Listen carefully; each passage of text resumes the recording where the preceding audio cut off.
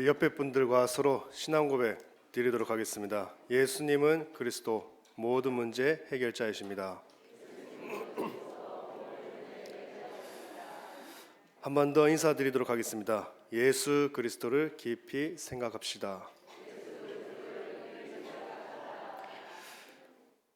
지금 저희 담임 목사님께서 케냐 현장에 선교 사역차 아직 출타 중이시라서 제가 또 이렇게 여기 이 자리에 서서 말씀을 전해드리게 되었습니다.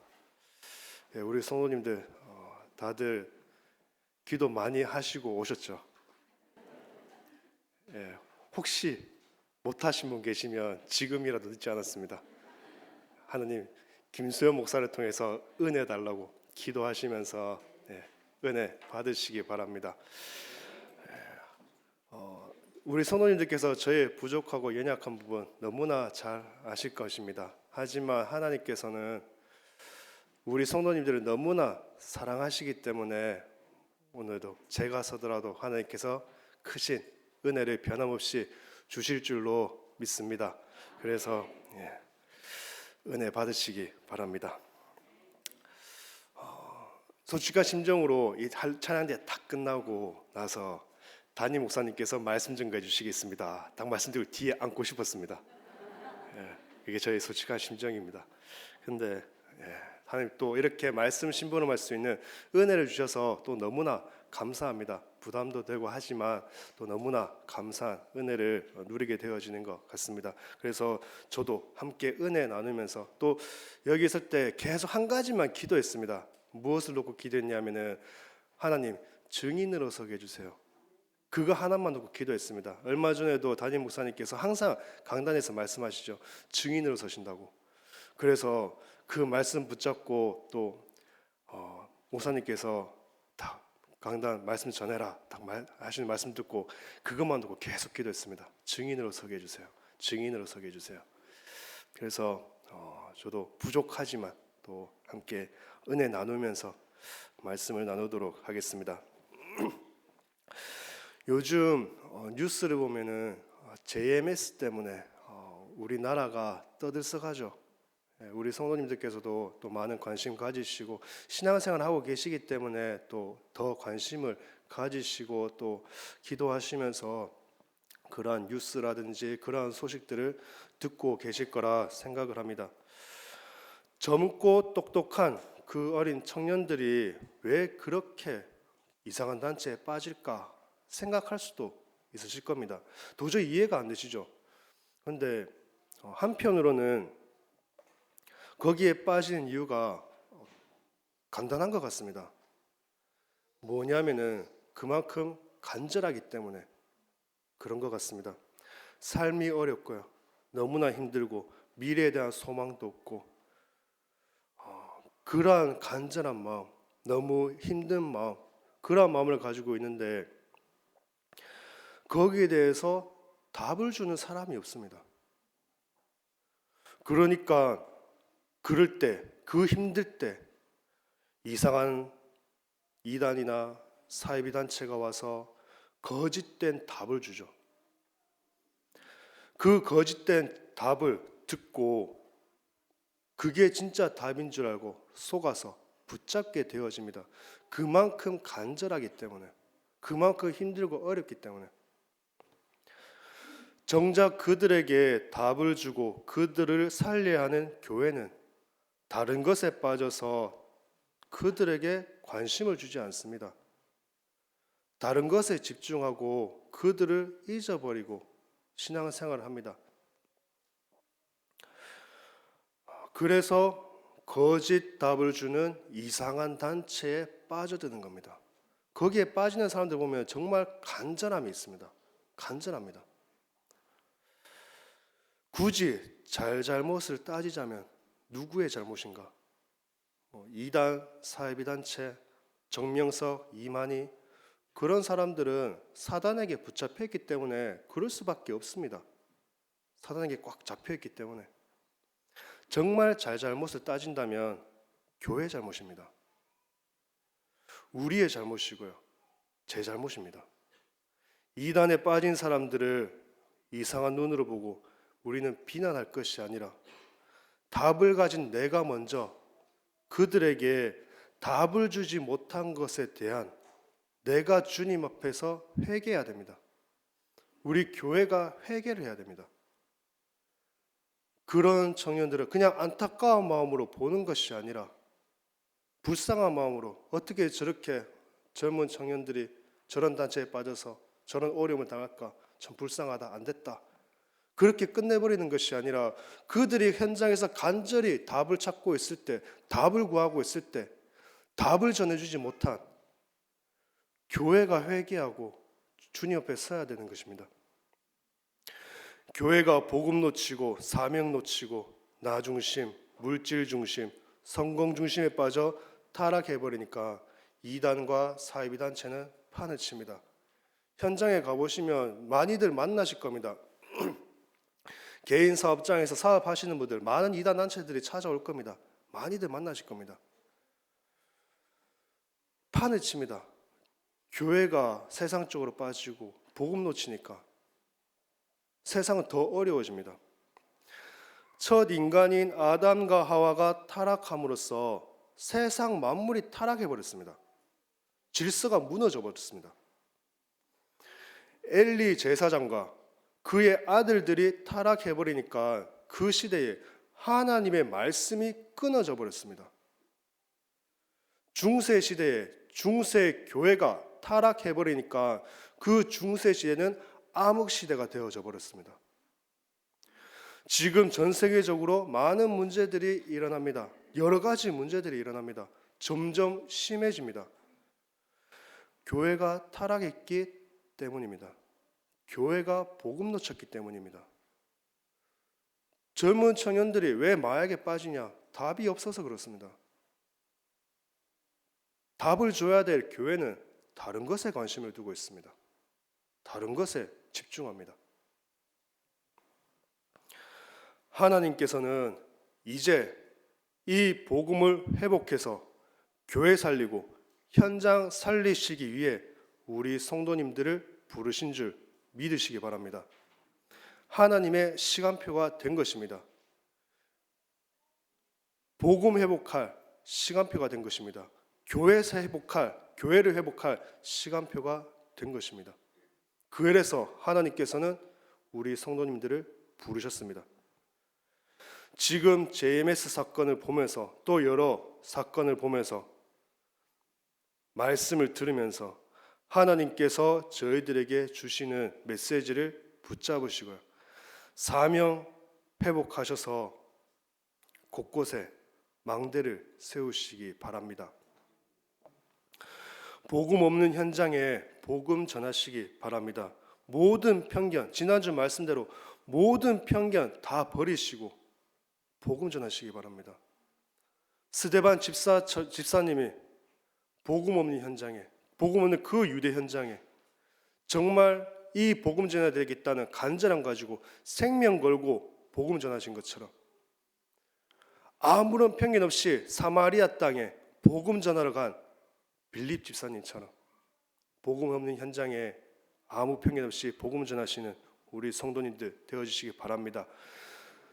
하나님께서 그 일을 위해 저희들을 부르셨습니다. 어제 핵심 메시지에서 결단만 내려도 된다고 하셨습니다.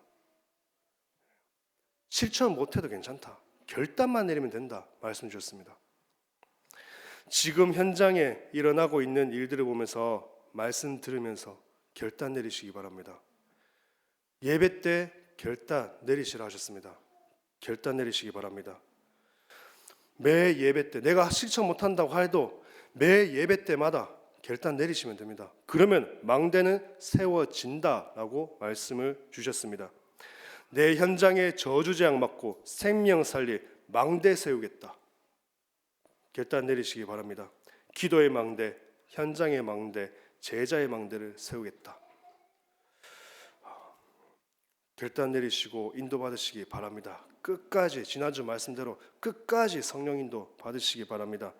그럼 망대의 역할이 무엇인가? 지금 훈련 때 메시지 보면은 계속 망대에 대해서 말씀하십니다. 망대 세워라. 망대 세워라. 망대의 역할이 무엇이냐? 파수하는 것입니다. 망대는요. 멀리까지 내다보면서 경계하고 지키는 것입니다. 그리고 망대의 역할은 외부에서 위협이 오면 성 안에 있는 사람들에게 전해야 됩니다. 외부에서 위협이 오니까, 적들이 공격해 오니까 피해야 된다, 맞서 싸워야 된다, 전해야 됩니다. 전달을 해줘야 됩니다. 현장에서 사람들에게 악한 사단 마귀가 당신과 당신의 가정을 지금 무너뜨리고 있습니다. 전해야 됩니다. 전하는 것으로 끝나는 것이 아니라 거기에서 빠져나올 수 있는 방법, 그 사단 마귀의 그 공격을 막을 수 있는 그 답을 전해주고 그들을 살려야 되는 것입니다. 그게 망대의 역할입니다. 또 내 현장을 공격하는 흑암이 무너지도록 기도하는 것이 망대의 역할입니다. 망대는 지키고 알리는 것입니다. 그리고 막는 것입니다. 이 일을 하라고 하나님께서 우리 모든 성도님들을 우리 은혜교회로 부르신 줄 믿으시기 바랍니다. 적당히 예배드리고요, 그냥 적당히 신앙생활하고 적당히 살아가려면 다른 교회 가도 됩니다. 그런 교회도 있을 것입니다. 적당히 신앙생활하는 교회, 적당히 예배드리는 교회, 그런 교회도 있을 것입니다. 근데 하나님께서 굳이 오직 그리스도 붙잡고 오직 복음 전하는 우리 은혜교회로 부르신 이유는, 부르셨다면, 여기에 앉아 계시다면 분명한 하나님의 이유가 있으신 것입니다. 그래서 하나님께서 나를 우리 은혜교회를 부르시고 우리 은혜교회 중직자로 세우신 그 이유를 붙잡으시기 바랍니다. 현장에 망대를 세워 복음 전하고 복음 회복하는 이 일을 하라고 부르신 줄 믿으시기 바랍니다. 이 사명 감당할 때 천대까지 복을 받습니다. 정말 우리 후대를 살리고 우리 가정, 가문 살리는 길은 내가 기쁨과 감사함으로 이 사명을 감당하는 것입니다. 내가 기쁨과 감사함으로 이 사명 감당할 때 우리 자녀들이 살아납니다.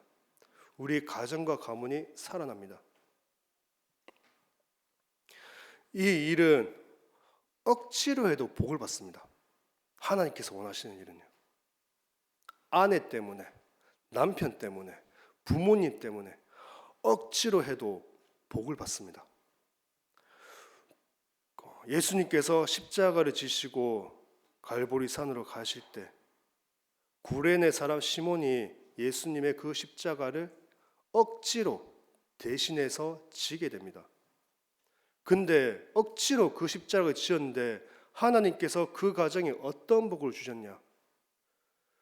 전도자, 그 아들이 전도자로 서게 됩니다. 로마서 16장에 보면 그 아들 루포의 이름이 나옵니다. 구레네 사람 시몬의 아들 루포 나옵니다. 그 자녀가 전도자의 응답을 누렸습니다. 그 가정이 전도자의 가정의 응답을 받았습니다. 억지로 하더라도 하나님께서는 복을 주십니다. 아내 때문에 억지로 했다, 남편 때문에 억지로 했다, 부모님 때문에 억지로 했다, 그래도 하나님께서는 복을 주십니다. 그만큼 하나님께서 원하시는 일이기 때문에 우리가 현장에 망대 세워 현장 살리는 그 일, 그만큼 하나님께서 원하시는 일이기 때문에 하나님께서는 복을 주십니다.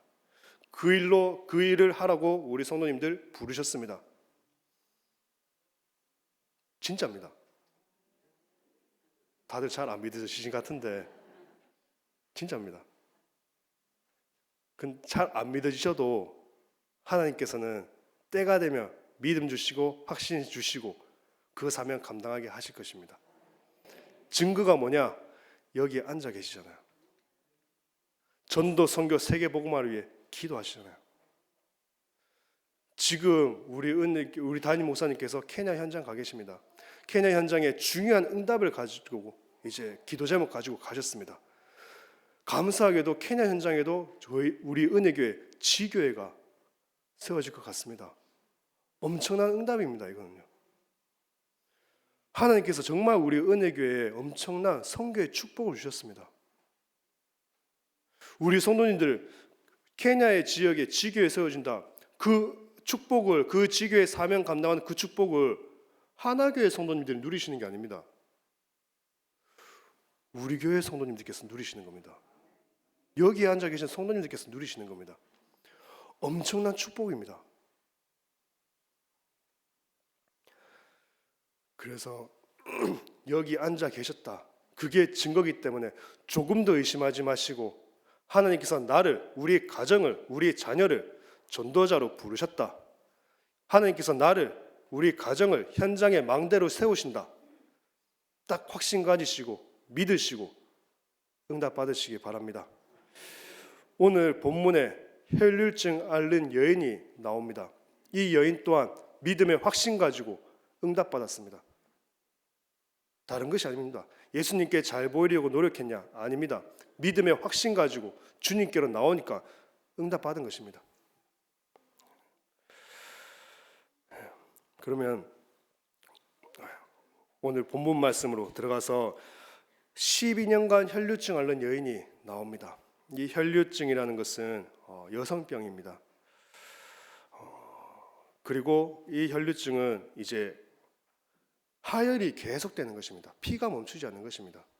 그리고 구약 성경 레위기 15장 25절에서 27절에 보면 이 혈류증은 부정한 병이다라고 말씀하고 있습니다.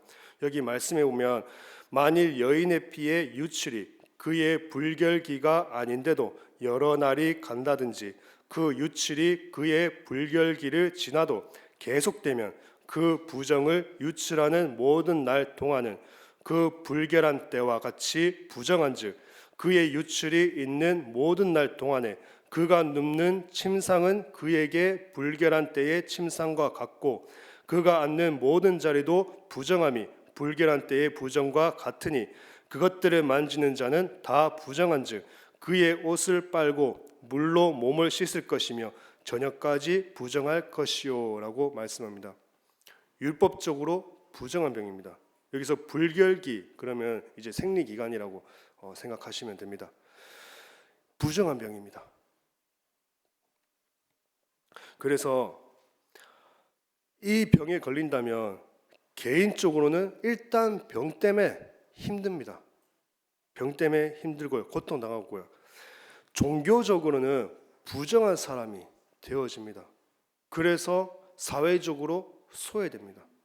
사람들이 가까이 하지 않습니다. 부정하기 때문에 완전 죄인 취급해버립니다. 사람 취급도 안 합니다. 유대인들은요. 왜냐하면 죄인들이 부정하거든요. 그래서 사람 취급도 안 합니다. 완전 사회적으로 완전 소외된 삶을 삽니다.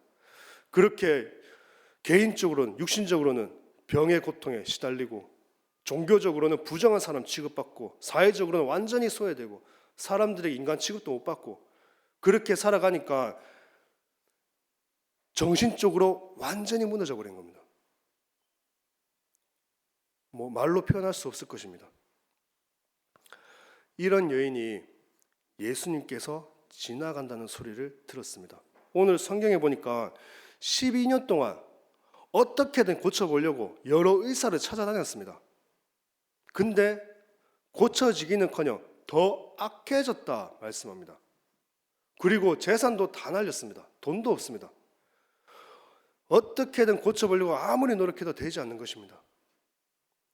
그런데 그 여인이 예수님에 대해 얘기 들었습니다. 지나가다가 들었을 수도 있고 누군가 전달해 줬을 수도 있습니다. 예수님에 대해서. 어쨌든 그 여인이 예수님에 대한 얘기를 듣고 저 예수님을 만나면 내가 구원받겠구나, 내가 치유받겠구나, 그 확신이 생겨버린 겁니다. 하나님의 은혜가 아닐 수가 없죠. 성령의 역사입니다. 예수님을 만나면 감히 예수님께 저를 위해 기도해 주세요 말할 형편도 안 됩니다. 그만큼 힘들기 때문에 그냥 주님의 옷자락만 만져도, 예수님의 그 옷자락만 만져도 나을 거라는 그 확신 가지고 주님 지나가실 때 주님께로 나아갔습니다. 그리고 주님의 옷을 만졌습니다. 주님의 옷을 만진다는 것은 어쩌면 이 여인은 생명 걸고 만진 것입니다. 부정한 자와 접촉하면 그 사람도 부정해집니다. 예수님은 지금 많은 사람들이, 많은 제자들이 예수님을 따르고 있습니다. 인간적으로 생각했을 때, 물론 예수님은 하나님이시기 때문에 부정해지지 않으십니다. 하지만 그 여인의 입장에서 생각했을 때, 잘못하면 저렇게 많은 사람들이 따르는 저분이 부정해지면 그 여인은 사람들에게 엄청난 비난을 받을 것입니다. 많은 사람들에게. 그 생각이 들어간다면 감히 정말 생명 걸고 만지는 겁니다. 죽기를 각오하고 만지는 겁니다. 어떤 비난이라도 들어도 상관없다고, 그만큼 간절하고 그만큼 예수 그리스도만이 나의 병을 치유해 줄 수 있고 예수 그리스도만이 나를 구원하여 주실 수 있다는 그 믿음의 확신 가지고 만진 것입니다. 생명 걸고요. 근데 그때 역사가 일어났습니다. 그 여인의 병이 나았습니다. 그런데 예수님께서 갑자기 돌아보십니다. 그러시면서 한 말씀하십니다. 누가 내 옷에 손을 대었느냐? 말씀하십니다. 그 얘기를 들은 그 여인의 심정은 어땠을까요? 예수님께 허락받은 것도 아닙니다. 지나가실 때 몰래 만졌습니다. 간절함으로. 성경에 보면은 33절에 보면은 그 여인은 두려워하고 떨었다라고 말씀을 합니다. 그렇게 두려워 떨면서 예수님 앞에서 진실되게 고백을 합니다. 그때 예수님께서 이렇게 말씀하십니다. 34절에 보면 딸아 내 믿음이 너를 구원하였으니 평안히 가라 내 병에서 놓여 건강할지어다 말씀하십니다. 이 얘기를 들은 그 여인의 마음은 어떠했을까요? 정말 기뻤을 겁니다. 정말 행복했을 겁니다. 근데 이 체험을 이 여인만 한 것이 아닙니다. 우리 성도님들께서도 다 하셨지 않습니까? 다 하셔서 이 자리에 앉아 계시지 않습니까? 우리가 신앙생활 하면서 그때 그 기억을 놓칠 뿐이죠.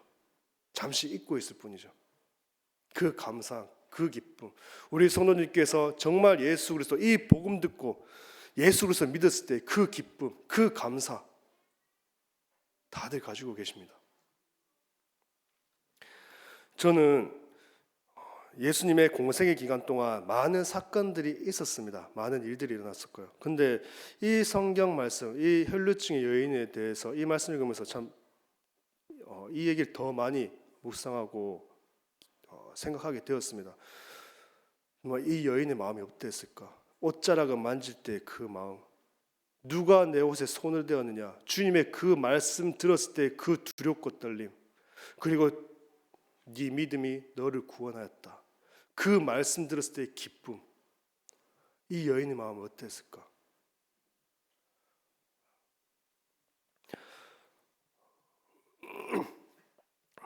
그래서 정말 하나님, 이 여인은 믿음으로 주님께로 나아갔습니다.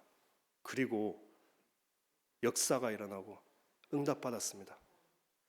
오늘 제목이 예수 그리스도만 붙잡으면 됩니다 입니다. 이 제목 붙잡으시고 성경 본문 말씀 보시면은 제가 더 이상 전해드릴 말씀은 없을 것 같습니다. 예수 그리스도만 붙잡으시면 됩니다.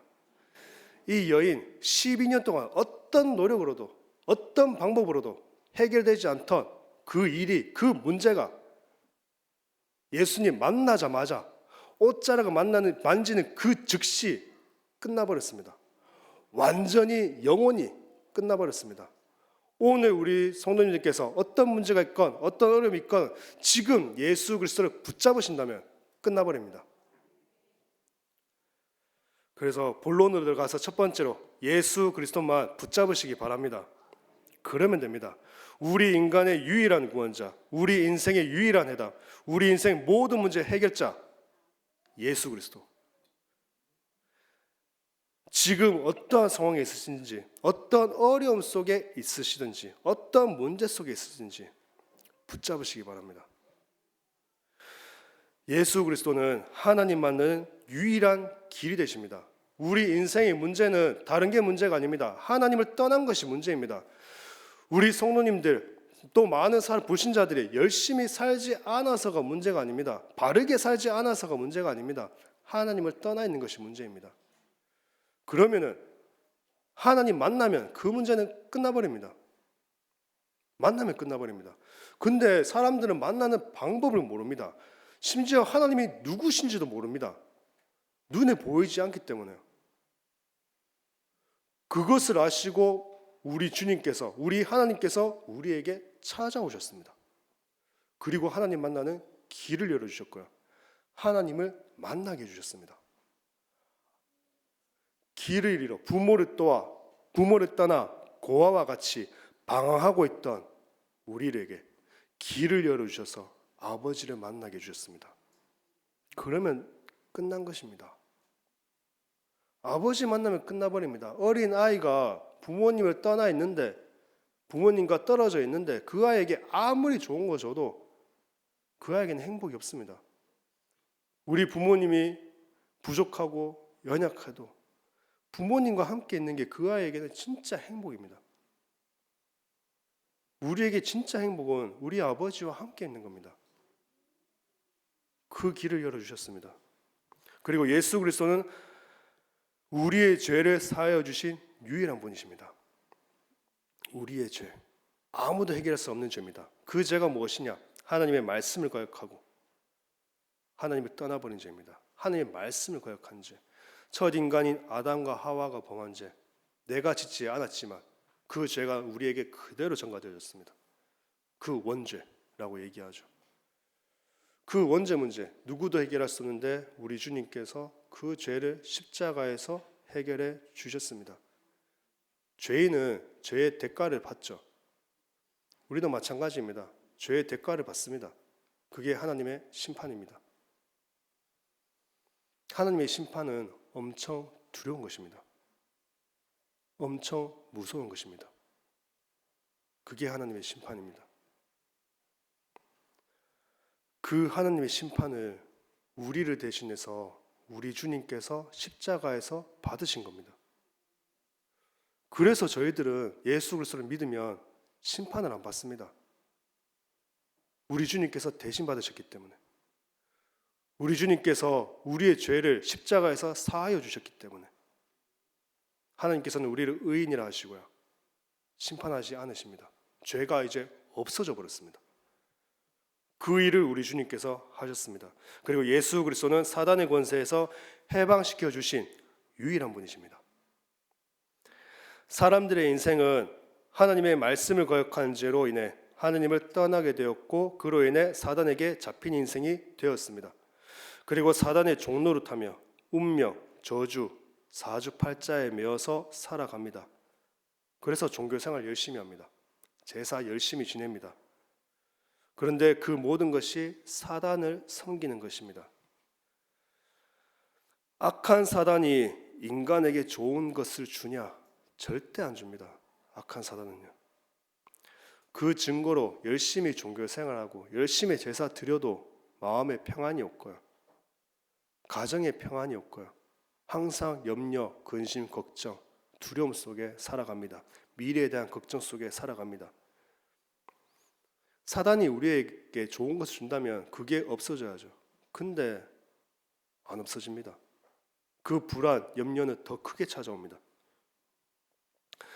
그러다 그게 심해지면 결국 정신문제에 빠지게 되어지죠. 지금 많은 사람들이 우울증, 조울증, 조현병, 그러한 정신질환에 힘들어하고 있습니다. 점점 많은 사람들이 그러한 정신질환에 시달리고 있습니다.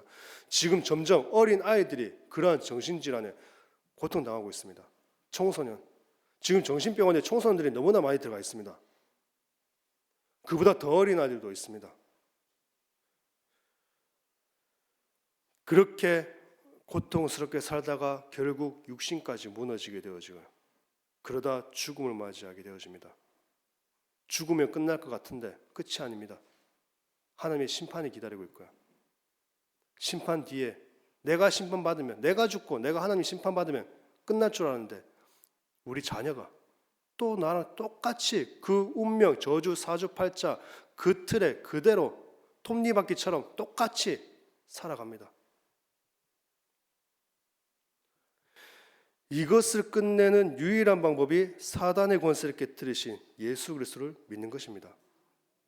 우리 성도님들 예수 그리스도를 믿으셨다면 끝나버린 줄 믿으시기 바랍니다. 걱정 안 하셔도 됩니다. 자녀들, 가정, 가문 걱정 안 하셔도 됩니다. 예수 그리스도를 믿으신다면 걱정 안 하셔도 됩니다. 걱정은, 염려, 근심은 불신자들이 하는 겁니다. 마귀에게 잡혀있는 사람들이 하는 겁니다. 하나님의 자녀는 염려, 근심, 걱정하지 않습니다.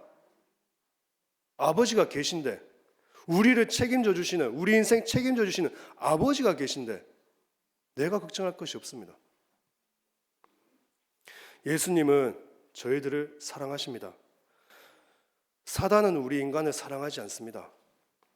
요한복음 13장 1절에 보면 유월절 전에 예수께서 자기가 세상을 떠나 아버지께로 돌아가실 때가 이룬 줄 아시고 세상에 있는 자기 사람들을 사랑하실 때 끝까지 사랑하시니라 말씀하십니다. 우리 성도님들을 너무나 사랑하셔서 주님께서는 십자가 지셨습니다. 우리를 구원하여 주셨습니다. 사단의 권세에서 해방시켜 주셨습니다. 그래서 우리를 이렇게 구원하여 주시고 우리에게 은혜 주신 예수 그리스도만 붙잡으시면 됩니다. 우리는 맨날 붙잡아야 됩니다. 항상 우리는 예수 그리스도를 깊이 생각해야 됩니다.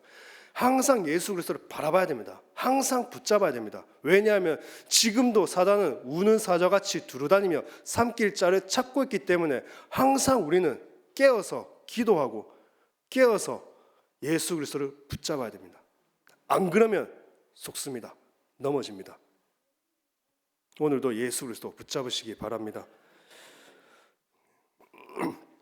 두 번째로 예수 그리스도 붙잡을 때 믿음으로 붙잡으시기 바랍니다. 그냥 붙잡는 것이 아니라 믿음으로. 혈루증하는 여인은 예수 그리스도를 붙잡는데 믿음으로 붙잡았습니다. 마가복음 5장 28절에 보면 이는 내가 그의 옷에만 손을 대어도 구원을 받으리라 생각함일러라 라고 말씀합니다. 옷만 만져도 손만 대어도 그곳에 구원을 받겠다. 그 믿음이 있었습니다. 그 믿음으로 손을 댔습니다. 그 믿음이 없었다면 아무리 손대도 아무런 역사가 없었을 것입니다. 하지만 믿음이 있었기에 믿음으로 손을 댔습니다. 그리고 역사가 일어났습니다. 본문 34절에 보면 따라 내 믿음이 너를 구원하였으니 평안히 가라라고 주님께서 말씀하십니다. 다른 것이 아닙니다. 네 노력, 네 열심, 네 열정, 네 그 간절함이 구원한 것이 아니라 네 믿음이 너를 구원하였다 말씀하십니다. 우리 성도님들의 믿음에 하나님께서는 역사하십니다. 하나님께서는 그 믿음을 보시고 응답을 하십니다. 마태복음 8장 5절에서 13절에 보면 자신의 하인을 고치기 위해 예수님께로 온 백부장의 얘기가 나옵니다. 여기에서도 우리 주님께서는 백부장의 믿음을 보시고 그 하인을 고치십니다.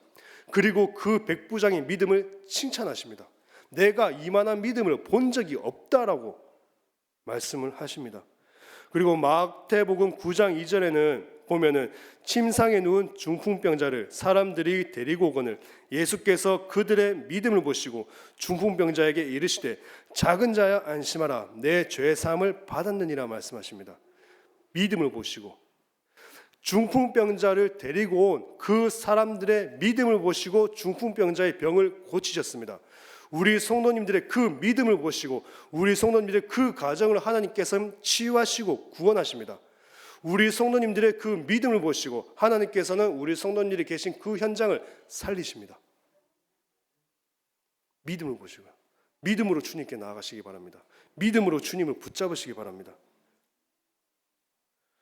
마태복음 9장 29절에도 말씀하십니다. 예수께서 그들의 눈을 만지시며 이르시되 너희 믿음대로 되리라 하시니 말씀하십니다. 믿음대로 되리라. 우리 성도님들에게 말씀하십니다. 믿음대로 되리라. 우리 성도님께서 기도하시는 기도 제목들이 있으십니다. 주님께서 말씀하십니다. 믿음대로 되리라. 말씀하십니다.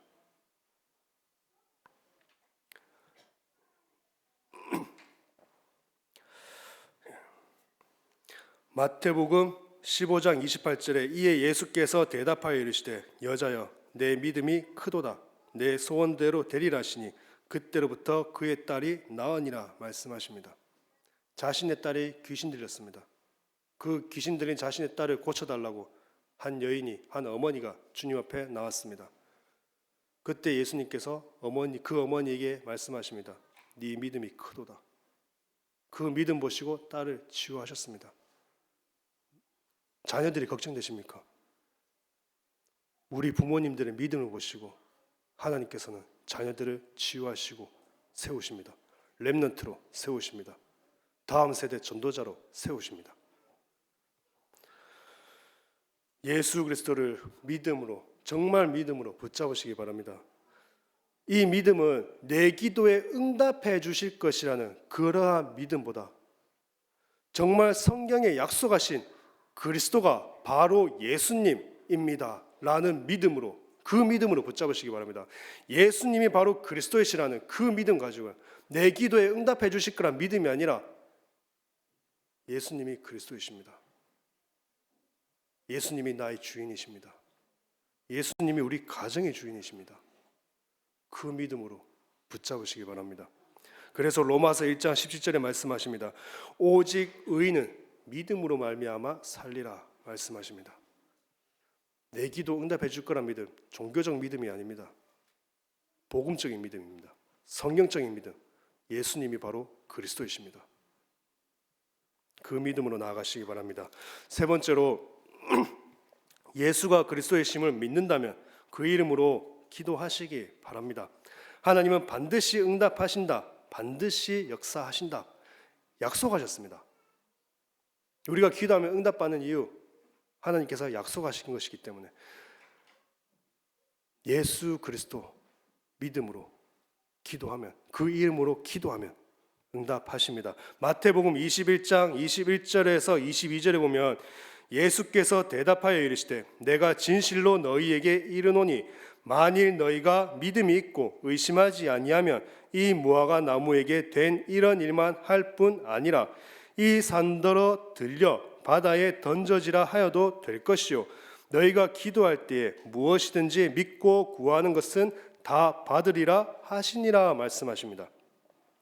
그리고 요한복음 16장 24절에도 지금까지는 너희가 내 이름으로 아무것도 구하지 아니하였으나 구하라 그리하면 받으리니 너희 기쁨이 충만하리라 말씀하십니다.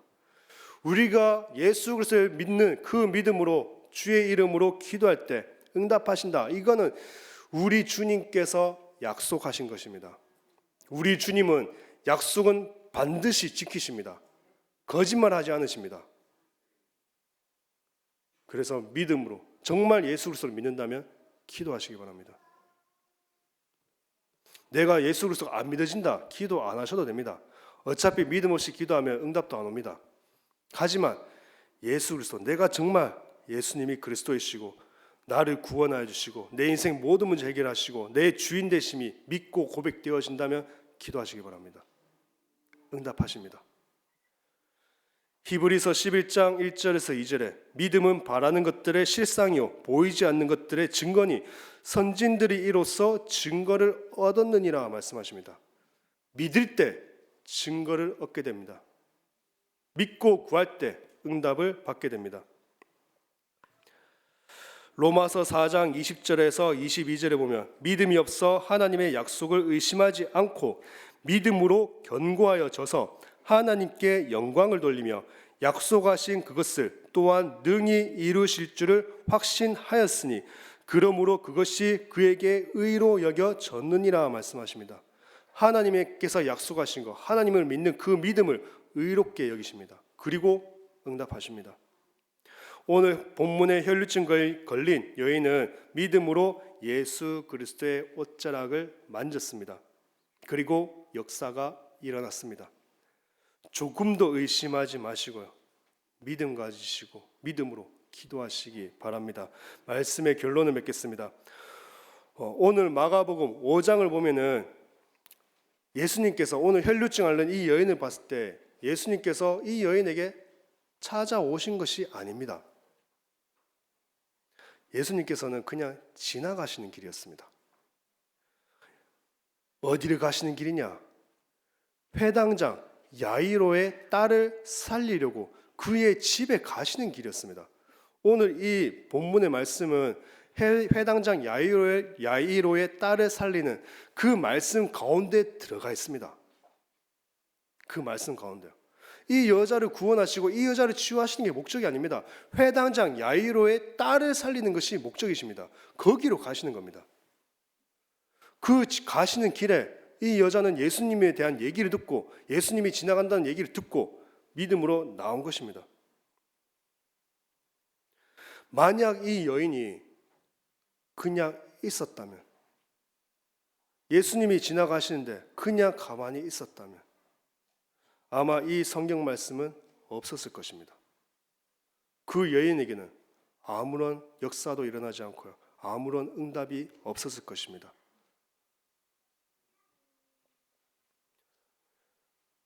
하지만 예수님이 지나가실 때 혈루증하는 여인은 믿음으로 예수님을 붙잡았습니다. 그리고 하나님의 역사가 일어났고 성경에 기록이 되었습니다. 저희가 예배드릴 때 주님께서 임재해 계십니다. 이곳에요. 마태복음 18장 20절에 분명히 말씀하십니다.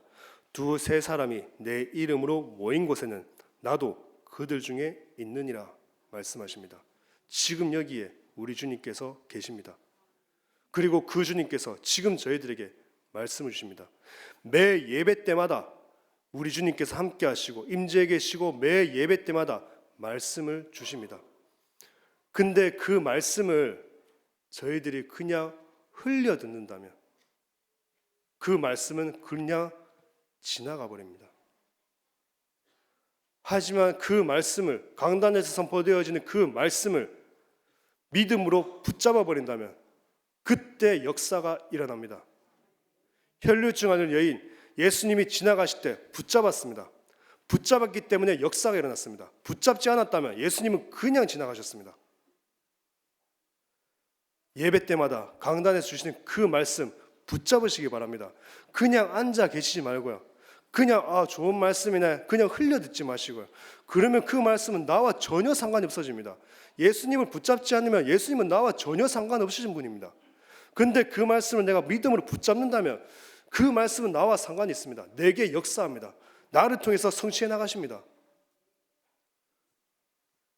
말씀을 붙잡으시기 바랍니다. 그러면 저희가 믿음으로 말씀 붙잡을 때, 그리스도를 붙잡을 때 받게 될 가장 중요한 응답이 무엇이냐? 바로 나의 영적 상태가 바뀌는 것입니다. 이 혈루증 여인도 예수 그리스도에 대한 얘기를 들었을 때 영적 상태가 바뀌었습니다. 그러니까 하나님이 주신 믿음이 생긴 겁니다. 예수님 만나면 치유받을 수 있다, 구원받을 수 있다, 믿음이 생긴 겁니다. 영적 상태가 바뀐 것입니다. 우리가 받을 가장 중요한 응답은 내 영적 상태가 바뀌는 겁니다. 이것이 새롭게 태어나는 것입니다. 옛사람은 없어지고 새 사람이 되는 것입니다. 내 영적 상태가 바뀌면 끝나버립니다. 물론 하나님께서는 육신적인 응답도 주십니다. 하지만 가장 중요한 건 내 영적 상태가 바뀌는 겁니다. 초대교회 제자들에게 성령이 역사하셨을 때 그들의 영적 상태가 바뀌었습니다. 바울에게 성령이 역사하셨을 때, 우리 주님께서 역사하셨을 때 바울의 영적 상태가 바뀌었습니다. 저희는 하나님의 역사나 응답이라고 하면 육신적인 것을 먼저 생각합니다. 육신적인 것만 생각합니다. 하지만 진짜 저희들이 받아야 될 응답은 나의 영적 상태가 바뀌는 겁니다. 내 영적 상태가 바뀌지 않고 지금 당장의 문제가 해결되어진다면 물론 감사합니다. 그런데 그 문제는 또다시 반복됩니다. 반드시 반복됩니다. 하지만 그 문제 해결보다 먼저 내 영적 상태가 바뀐다면 그 문제는 영원히 완전히 끝나버립니다. 우리 성도님도 혹시 반복되는 문제가 있으십니까? 기도할 때마다 하나님께서 뭔가 해결해 주시고 응답 주시는 것 같은데 또 그 문제가 반복되어진다면 그것은 지금 나의 영적 상태를 바꿔야 될 시간표입니다. 그러면 완전히 끝나버립니다. 다시는 반복되지 않습니다. 그래서 우리가 받을 진짜 응답은 먼저는 내 영적 상태가 바뀌는 겁니다. 그리고 내 영적 상태가 바뀔 때 진짜 누림이 시작이 되어집니다. 우리는 누린다고 하면 내가 좋고 내가 기쁘고 내가 즐거우면 내가 행복하면 누린다, 누리고 있다, 나는 복음 누리고 있다 라고 흔히 얘기를 합니다. 누리는 것도 창세기 3장에 잡혀서 누리는 거죠. 나 중심, 내가 기준이 됩니다. 누린다고 하는데 보면은 내가 기준입니다. 내가 즐겁고 내가 행복하고 내가 재밌고 내가 기쁘고 우리는 그게 누리고 있다라고 생각합니다. 근데 진짜 누림은 뭐냐면은 하나님께서 기뻐하시는 삶을 사는 게 진짜 누림입니다. 내가 기쁨이 아니라 하나님께서 기뻐하시고요. 하나님께서 칭찬하시는 삶, 그 삶이 진짜 누리는 삶입니다. 뭘 해야 된다, 하지 말아야 된다 그런 얘기가 아닙니다. 하나님께서 기뻐하시는 삶, 하나님께서 칭찬하시는 삶, 하나님 보시기에 좋은 삶, 그게 진짜 누림입니다.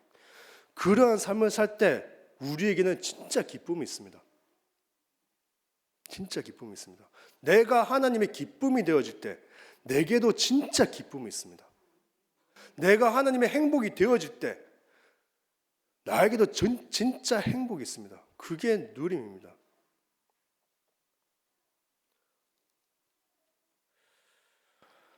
지금 나의 삶을 보시고요. 지금 나의 생각과 나의 마음을 보시면서 하나님께서 기뻐하시는 것인지 아닌지 기도해 보시기 바랍니다. 그리고 정말 하나님의 기쁨이 되어지시는 우리 성도님들 되어지시기 바랍니다. 하나님께서 새 세상 만물을 창조하시고요. 우리 인간을 창조하시고요. 어떠하셨냐? 심히 기뻤더라. 보시기에 매우 좋았더라. 말씀하십니다. 우리 성도님들 예수 그리스도를 믿고 구원받으셨습니다. 모든 것이 회복되어졌습니다. 그런 우리를 봤을 때 하나님께서 심히 좋아하시더라, 기뻐하시더라. 그러한 응답을 받으셔야 됩니다. 그래서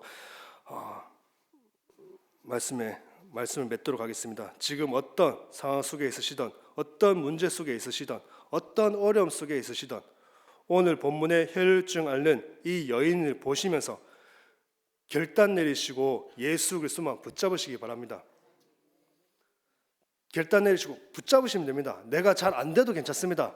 뭐 또 내일 가서 현장 가서 또 딴 생각하더라도 지금 결단 내리시면 됩니다. 그게 중요하다 말씀 주셨습니다. 그리고 진짜 응답 받으시고 증인으로 서셔서 현장에 망대를 세우시는 우리 성도님들 되어주시길 기도드리겠습니다. 하나님 아버지의 은혜를 감사드립니다. 하나님 정말 우리가 문제와 사건, 어려움에 걸리는 것이 아니라 그 문제와 사건, 어려움, 힘든 부분을 가지고 주님 앞에 믿음으로 나아가는 우리 성도님들 되게 하여 주옵소서. 오직 예수 그리스도만 붙잡고 하나님의 역사를 체험하여 증인으로 서서 현장에 망대 세우는 우리 모든 성도님들 되게 하여 주옵소서. 오늘도 오직 예수 그리스도만을 붙잡겠다는 그 결단이 있는 은혜의 시간 되게 하여 주옵소서. 주 예수 그리스도의 이름으로 기도드립니다. 아멘.